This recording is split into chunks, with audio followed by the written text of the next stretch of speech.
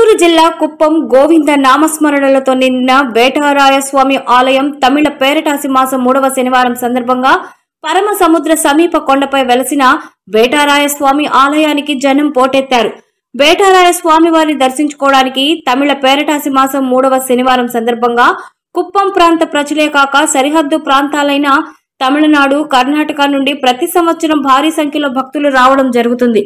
ఈ సందర్భంగా TTD director Shantaram మరియు ఆలయ ప్రధాన అర్చకులు ప్రతాప్ సింహ మాట్లాడుతూ ప్రతి సంవత్సరం ఆవరణలో వేటరాయస్వామి కొండ దిగువన టీటీడీ ఆధ్వర్యంలో శ్రీ వెంకటేశ్వర స్వామి కళ్యాణాన్ని అంగరంగ వైభవంగా నిర్వహించడం జరుగుతుందని తెలిపారు.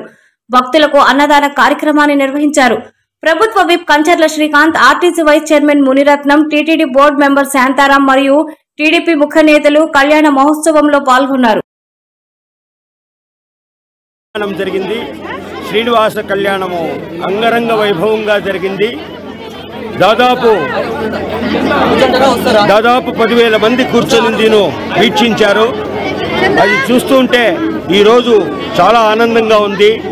అదే రీతిగానే తెల్లవారి 6 గంటల నుండి కంటిన్యూగా వేటరాయ స్వామి కొండ మీద క్యూ కంటిన్యూ అవుతూ ఉంది. దాదాపు 30-40 వేల మంది ప్రజలు ఇక్కడ స్వామిని దర్శనం చేసుకున్నారు. కళ్యాణాన్ని కొంతమంది వీక్షించి కొంతమంది వెనుదిరిగారు.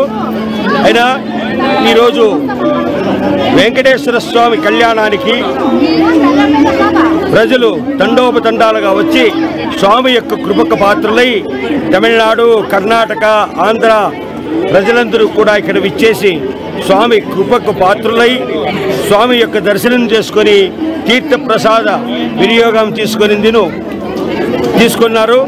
వారందరికీ సదా శ్రీ వేటరాయ స్వామి అనుగ్రహము వచ్చిన భక్తాదులకు, లోకానికి, ప్రజలందరికీ మంచి జరగాలని కోరుకుంటున్నాం. శ్రీనివాసుడు మార్పిడితో వారి ప్రణయాన్ని విశదీకరించారు.